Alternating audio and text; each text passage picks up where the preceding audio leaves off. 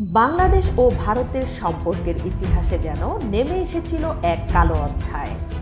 নতুন সরকারের দায়িত্ব গ্রহণের পর থেকেই দুই দেশে কূটনৈতিক সম্পর্কের শুরু হয় অস্বস্তি। তার সরাসরি প্রভাব পড়ে সাধারণ মানুষের জীবনে। নিরাপত্তার কারণ দেখিয়ে ভারত সরকার হঠাৎ করে সীমিত করে দেয় ভিসা কার্যক্রম। মুহূর্তেই বন্ধ হয়ে যায় বাংলাদেশিদের ভারত যাত্রা।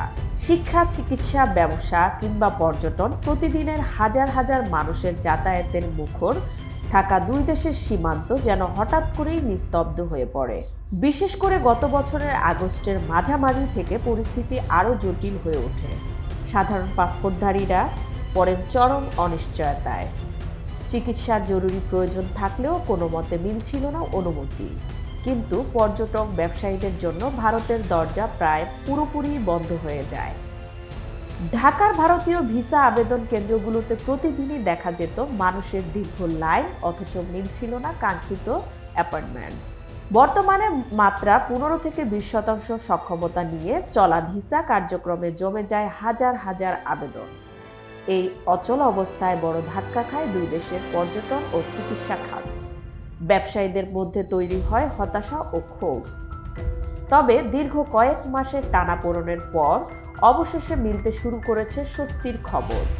কূটনৈতিক পর্যায়ে টানা আলোচনা, দিল্লিতে বাংলাদেশের হাইকমিশনের সক্রিয় তৎপরতা এবং দুই দেশের উচ্চ পর্যায়ের বৈঠকের পর পরিস্থিতি বদলাতে শুরু করেছেন। কূটনৈতিক সূত্রে বলছে, খুব শীঘ্রই পূর্ণমাত্রায় চালু হতে যাচ্ছে সব ধরনের ভারতীয় ভিসা কার্যক্রম। সবচেয়ে বড় সুখবর হলো ট্যুরিস্ট ভিসার উপর থাকা নিষেধাজ্ঞাও তুলে নেওয়া হচ্ছে। অর্থাৎ এখন আর শুধু মেডিকেল বা জরুরি কারণ নয়, সাধারণ নাগরিকরাও আবার ভ্রমণ, ব্যবসা কিংবা ব্যক্তিগত প্রয়োজনে ভারতের ভিসার আবেদন করতে পারবেন।